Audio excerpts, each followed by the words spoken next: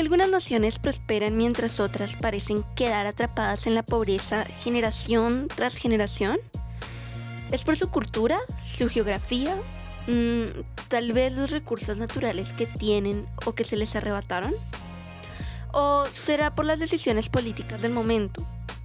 Tal vez habrá algo más profundo, más estructural, algo que determine el camino de un país.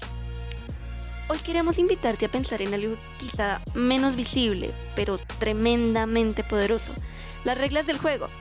No me refiero solo a las leyes o las constituciones, me refiero a ese conjunto de normas formales e informales, instituciones, incentivos y estructuras de poder que deciden quién puede participar, quién se beneficia y quién queda al margen.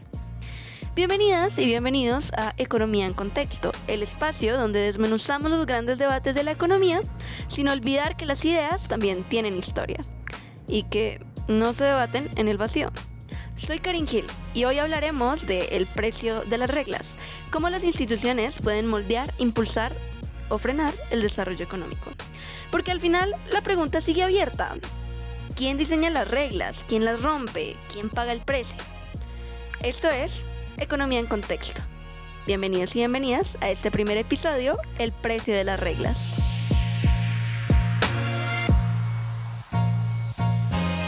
Pero antes de entrar en materia, echémosle un vistazo a esta gran discusión.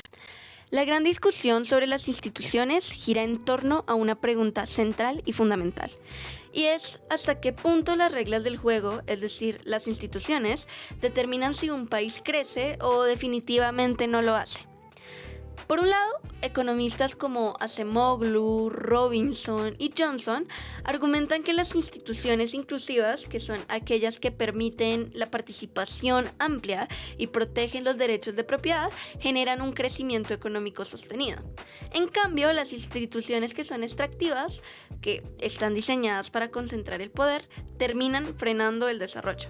Según esta visión, lo que marca la gran diferencia entre Corea del Norte y Corea del Sur, por ejemplo, no es la cultura o la geografía, sino realmente las instituciones.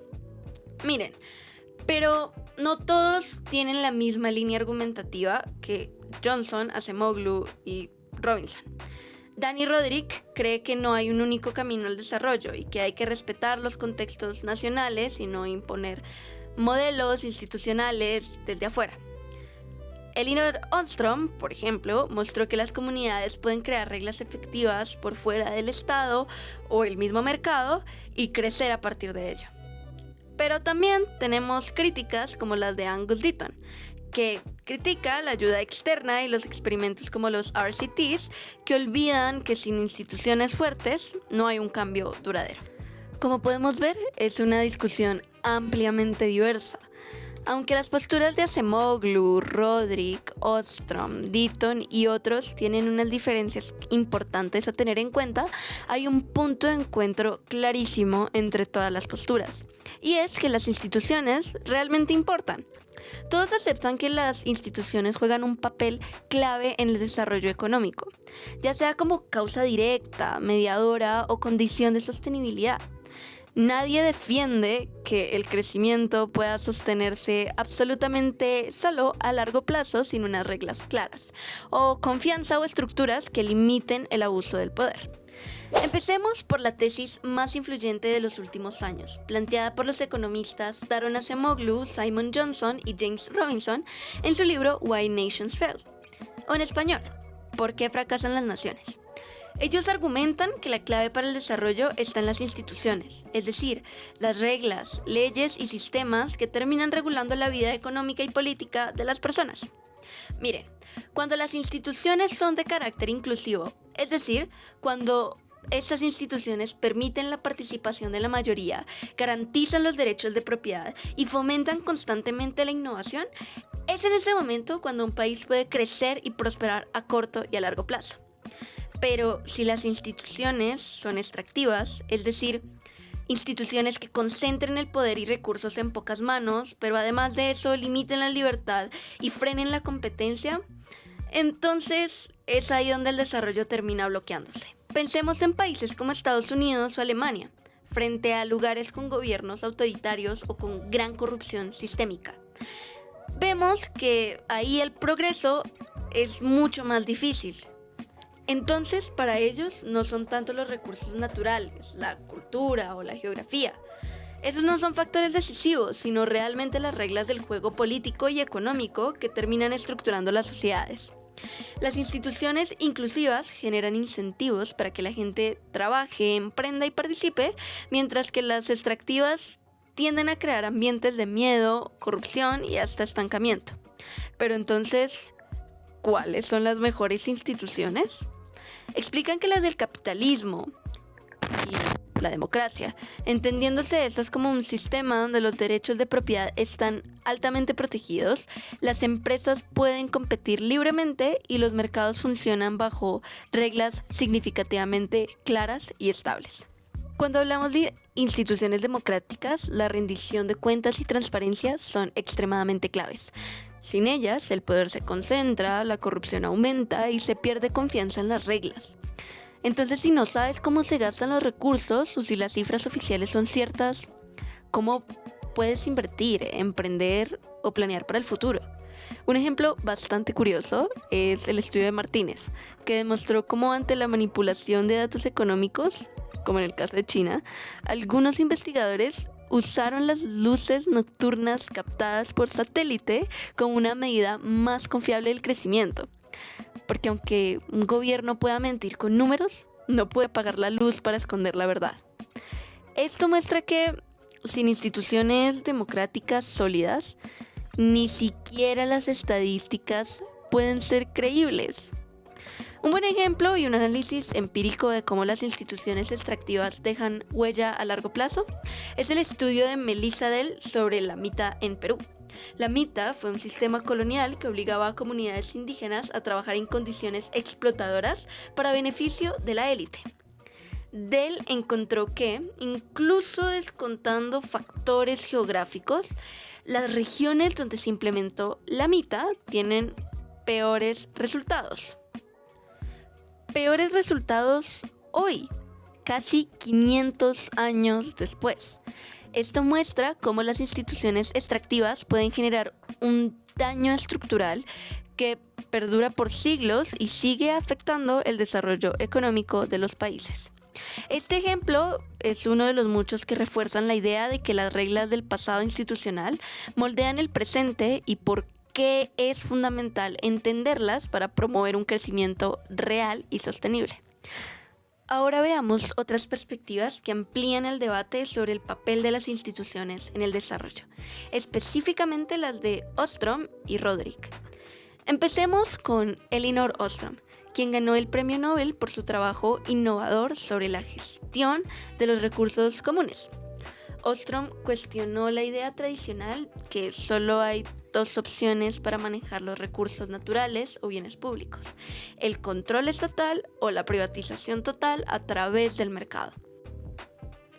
Ella demostró que las comunidades locales pueden, con sus propias reglas y acuerdos, gestionar sus recursos como bosques, ríos o pastizales de manera sostenible y eficaz sin que el Estado imponga normas ni que todo se privatice. Esta gestión comunitaria muestra que las instituciones no solo se reducen a grandes estructuras formales, sino que también existen reglas informales y sistemas autogestionados que funcionan y que deben de ser valorados. Por otro lado, Dani Roderick nos ofrece una visión más pragmática y flexible. Para Roderick no existe una receta única para el desarrollo económico ni un conjunto fijo de instituciones que garantice el éxito en todos lados. Él enfatiza la importancia del contexto local, es decir, que las instituciones deben ser funcionales y adaptarse a las realidades específicas de cada país o región. Roderick es fuerte crítico de los enfoques rígidos y universalistas que prescriben las mismas políticas para todos los países sin tener en cuenta sus realidades históricas, culturales o económicas. En cambio, propone que el diseño institucional debe ser un proceso dinámico, donde se experimente, aprenda y se ajuste continuamente a la contextualidad de cada país. De esta manera, mientras Acemoglu y Robinson destacan la importancia de las instituciones inclusivas para el desarrollo, Ostrom y Roderick nos recuerdan que las instituciones son variadas, complejas y que realmente la efectividad de estas depende de la capacidad de adaptarse a las circunstancias y a las necesidades reales de las comunidades. Para seguir entendiendo la discusión sobre las instituciones, ahora abordemos una crítica muy importante desde el campo de la ayuda externa, incluso desde la evaluación de políticas, la perspectiva de Angus Deaton sobre los RCTs y el desarrollo. Primero y rápido contexto, ¿qué son los RCTs? Las siglas vienen del inglés, Randomized Control Trials, o ensayos controlados aleatorios. Básicamente son experimentos usados para probar qué tan efectivas son ciertas intervenciones o programas, comparando grupos que reciben una acción específica con grupos que no la reciben. Esto se hace de forma totalmente aleatoria. En los últimos años, los RCTs se han vuelto muy populares porque les ayudan a evaluar proyectos de ayuda internacional y políticas de desarrollo que prometen resultados claros y basados en evidencia. Sin embargo, Deaton critica fuertemente este enfoque. Él argumenta que al enfocarse en experimentos pequeños y específicos, muchas veces se ignora un factor crucial e importantísimo: las instituciones y el fortalecimiento del Estado. Según él, los RCTs tienden a tratar síntomas puntuales sin abordar las causas profundas del subdesarrollo, que están más bien relacionadas con las reglas, leyes, gobernanza y capacidad institucional de los países. También señala un problema gravísimo en este contexto, que es la ayuda externa. Si esta no va acompañada de esfuerzos reales para fortalecer las instituciones locales, puede incluso empeorar la situación de los países. Cuando países con este tipo de instituciones débiles reciben grandes cantidades de ayuda sin fortalecer su tejido institucional, esta ayuda puede generar dependencia, corrupción o incluso la destrucción de incentivos para que los propios países desarrollen sus capacidades. En otras palabras, la ayuda externa que no fortalece el Estado ni construye buenas instituciones puede ser contraproducente porque perpetúa la fragilidad y la pobreza en lugar de resolverlas. La crítica de Deaton nos invita a pensar que para el desarrollo sostenible no basta con intervenciones aisladas, sino que es indispensable trabajar en mejorar las reglas del juego, es decir, las instituciones que permitan que la economía y la sociedad funcionen de la mejor manera. Pero a pesar de todo lo que hemos hablado, ¿tenemos una respuesta? Entonces, ¿son las instituciones la clave del desarrollo? La respuesta es difícil. Sí, pero definitivamente no solo. Las reglas importan, claro, pero también importa quién las hace cumplir, en qué contexto surgen y cómo interactúan con la historia, la tecnología, la política y hasta la cultura. Lo que nos enseñan autores como Acemoglu, Ostrom, Roderick o Deaton es que no hay una fórmula mágica, no hay una verdad única. En lugar de respuestas definitivas, lo que esta discusión nos deja es una invitación a seguir haciendo las preguntas correctas, porque el desarrollo no depende de una sola variable, sino de un entramado de factores que debemos seguir explorando con una mirada crítica y sobre todo contextual.